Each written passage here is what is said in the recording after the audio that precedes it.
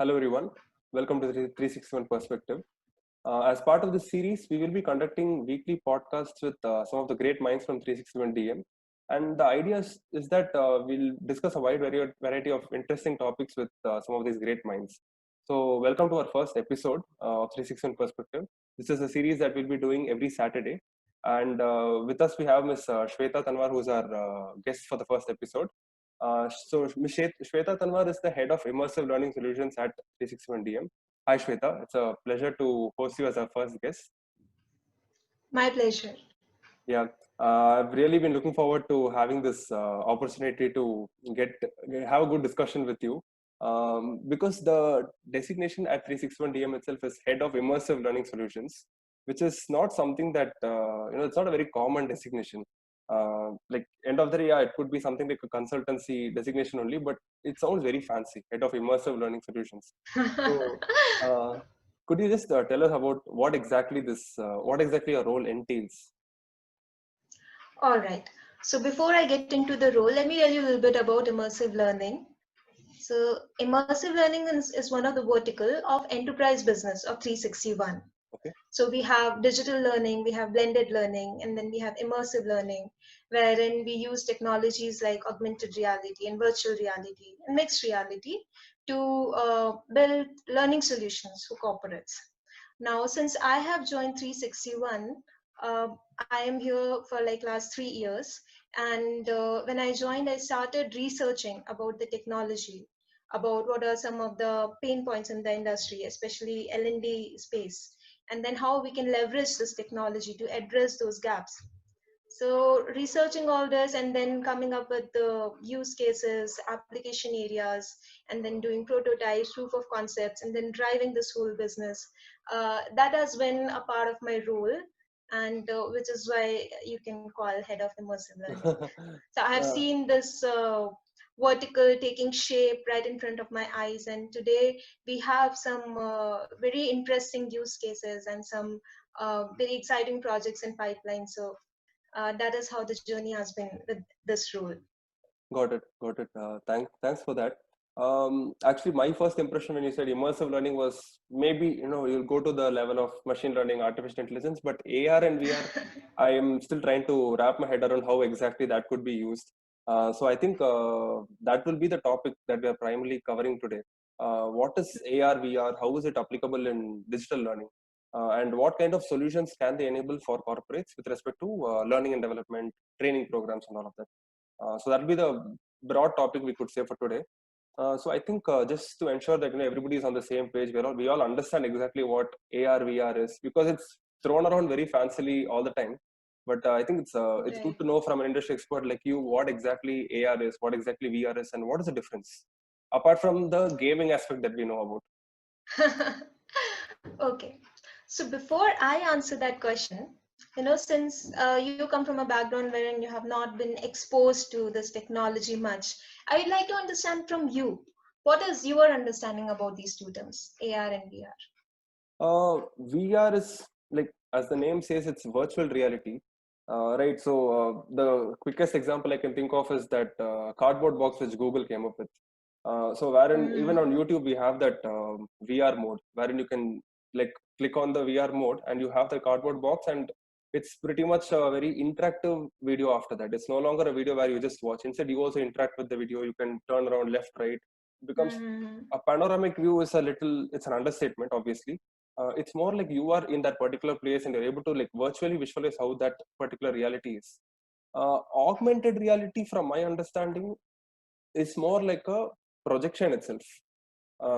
As in, you don't basically you're seeing the say for example, if it's AR in retail, let's say, that's like me walking into a retail store itself, sitting at home.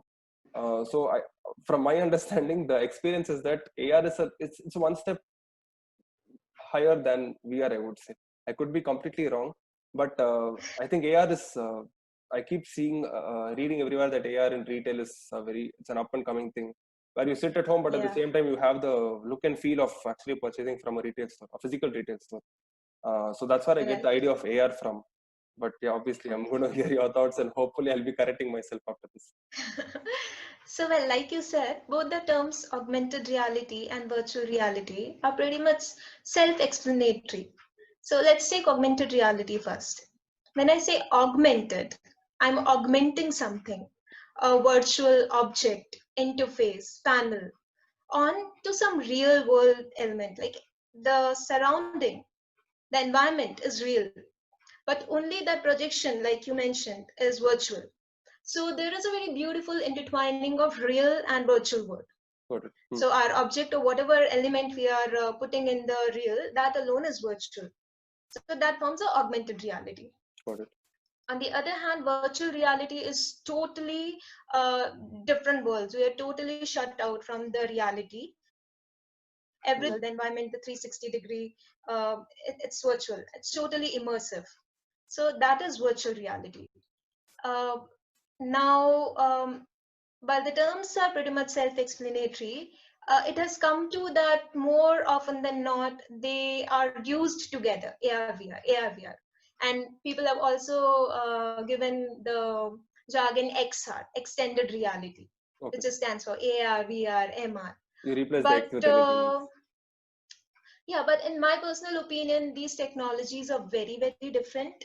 And I don't even like when they are just used, together and sometimes interchangeably. Technologies are very different. The use cases are very different.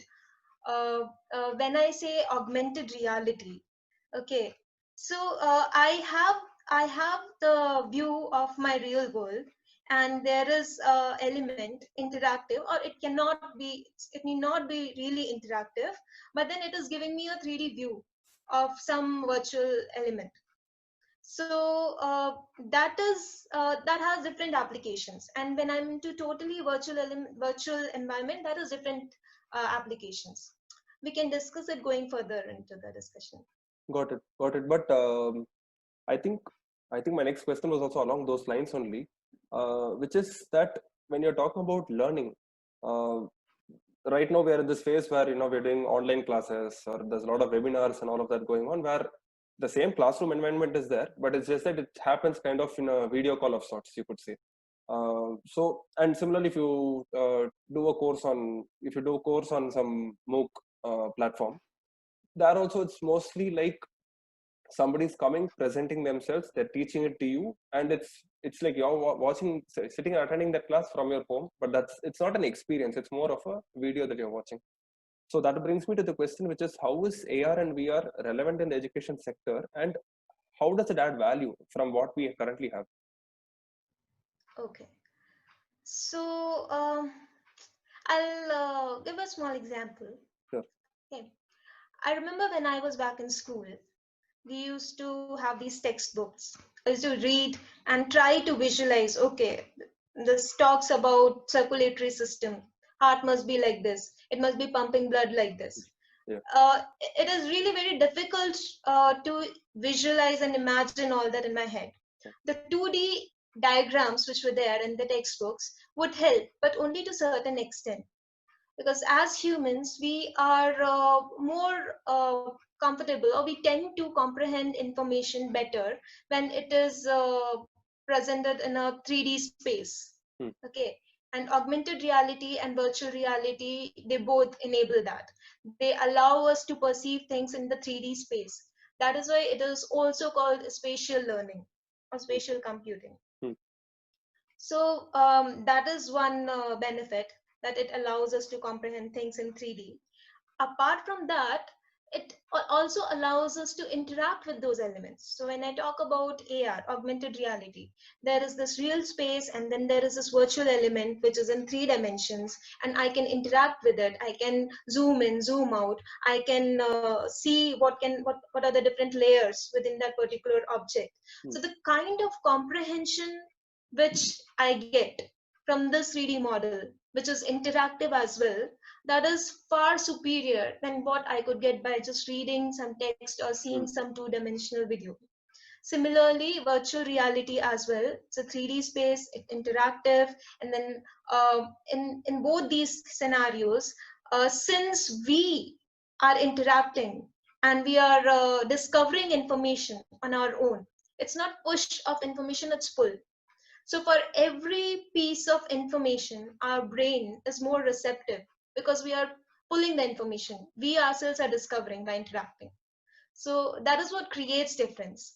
And then yes, the beautiful intertwining of real and virtual in AR, that gives a kind of experience, that magical feeling, because we are not very used to seeing all those virtual elements in our reality.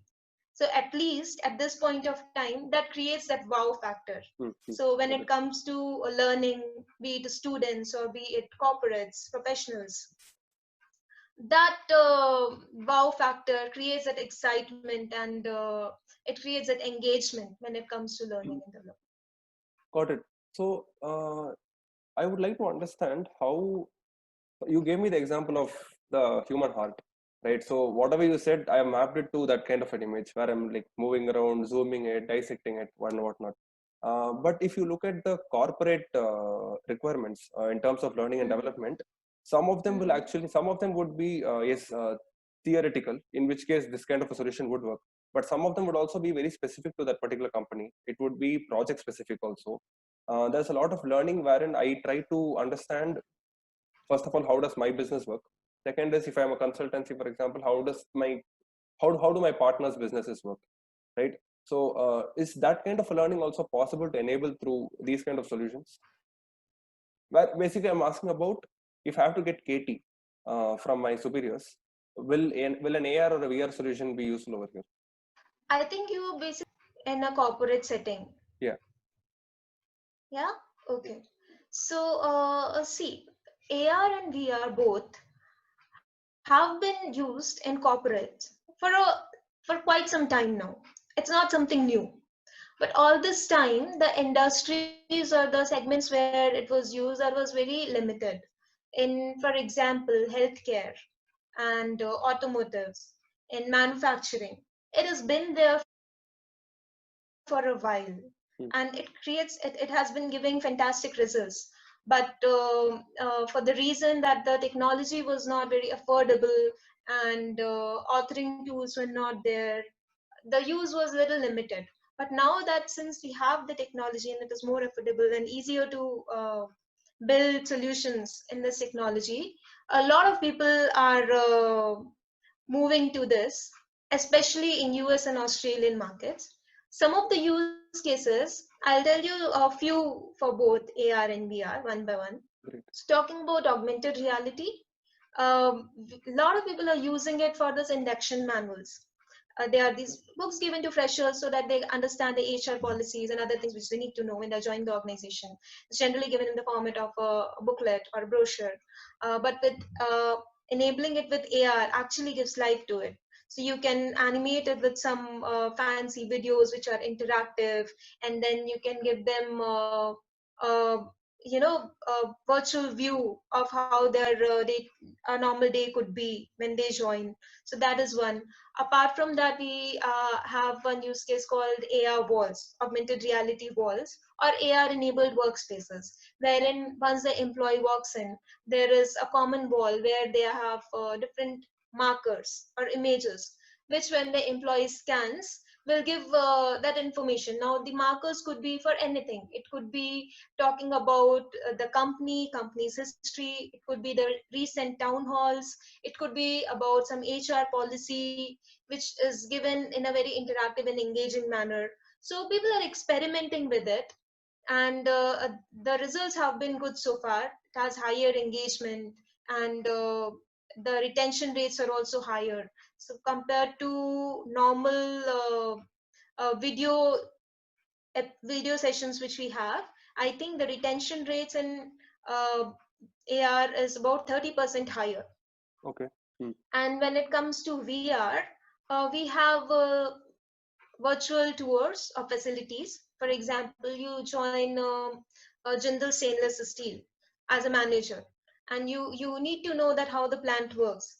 It is very costly to send each and every manager to take a tour of the different facilities in different parts of the country. So VR tour enables that right in the office of this person where he or she is.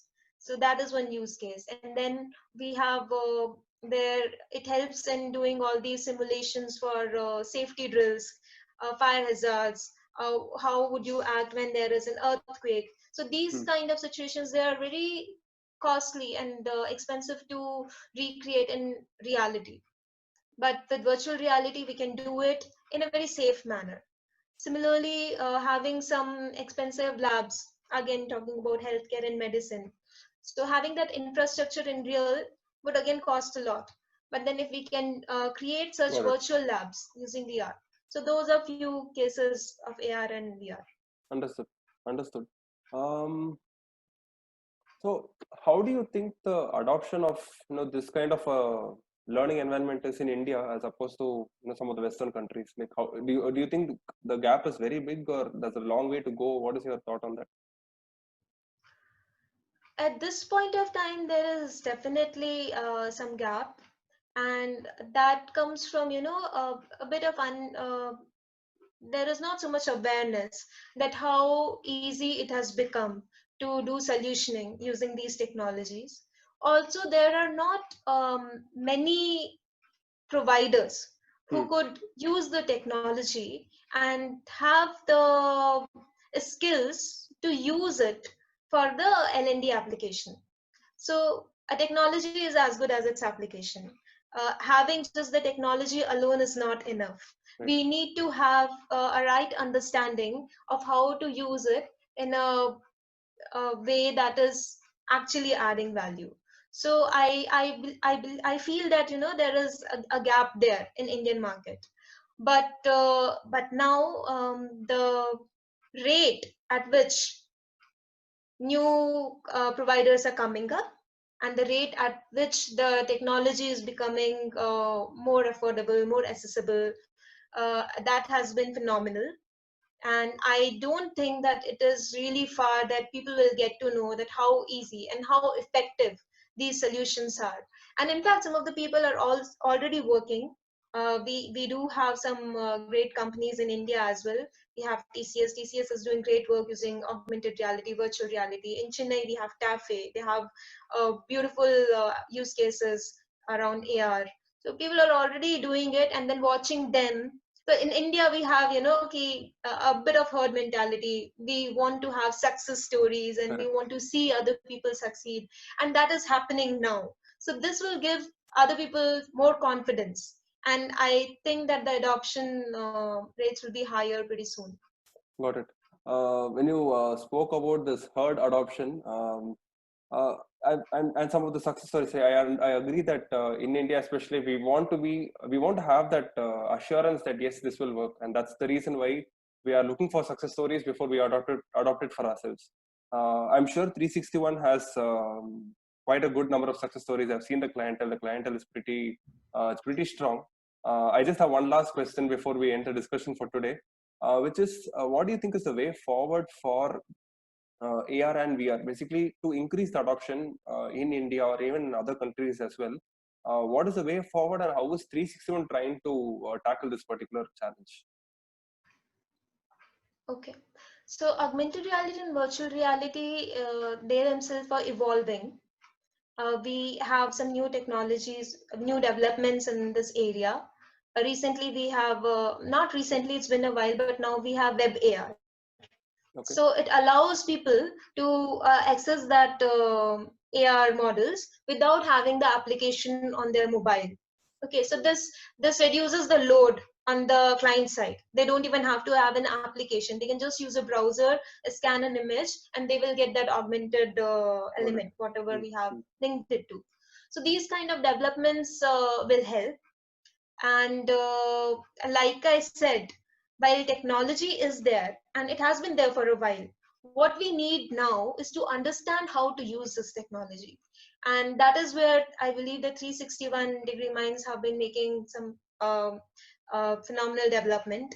We've been researching this technology, we have use cases, we have the understanding of adult learning and remote learning. We have about 500 principles from this research, and we use these principles to craft the right pedagogy using whichever technology. Technology is just an enabler. So that understanding is very important to create the right use cases and give results. So now that since we have a dozen use cases and we have prototyped and we have done proof of concepts for some company, and we have some projects also lined up. So I think that once we have the results of that, of which I'm very positive, people will look at it and then they will also adopt. So just it's not very far, I believe. Yeah, I've only just begun my career, so hopefully in the next, I don't know what is a good, I don't know what is a good time. Maybe 5 years, 10 years, I don't know down the line, but I'm really looking forward to having these kind of learning solutions in any company that I go to. 5 years is too long. I think that by the time you join, uh, most of the companies would already be having augmented reality or virtual reality in some or the other manner. So some organizations are using it for employee engagement. Some organizations are using for learning and development. Some organizations are using for both. Some organizations are using in retail, like you mentioned. So in some way or the other, people have started using it. It's only a matter of time that when it comes into the learning and development, and I believe that that will be a great milestone for the L&D industry as such, because the technology in itself, when combined with the right pedagogy, has immense potential. Right. For me, this learning and development is what I'm looking forward to that, because in India, I'm sure I'm speaking on behalf of most of the engineers here. Our learning begins at our workplace, and having these kind of solutions to learn, I think it's a very good way to go, a good way to start our career. Um, I think we've had a good discussion today. It brings us to the end of the episode. Thank you, Shweta, for your time. Thank you for this episode, because I'm sure, in the coming weeks I will be catching hold of you. I'll be catching hold of Sai, Ajay, all of you, to understand more about how 361 is trying to change the environment of the L&D space itself. This is just a starting point, but I think it was a good starting point. I hope all our viewers also had a good time. And definitely it has triggered some curiosity in me. So next session, I hope to see you or Sai or one of you to continue this discussion. Thank you so much for your time. If you have any Sure, thoughts, sure. final thoughts to conclude, you could say that now. I would say that, we are doing this for the first time. We do a lot of work in backend, but then having this opportunity to share with people at large, I think that's a great initiative.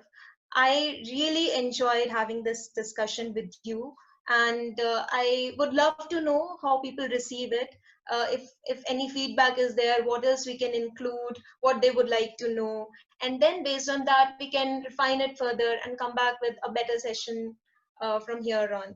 So Sure. let's do it. And I hope that this takes off and clicks. And look forward to have another session with you soon. Sure, sure. Thank you, Shweta. I think we'll end the discussion for now, and I'll stay in touch so that I can get hold of all of you one more time. I mean, in the coming weeks, I promise our audience also that that's what is going to happen. So, audience also stay tuned for our coming episodes. Thank you so much. Yes. Thank you. Bye bye. Bye bye.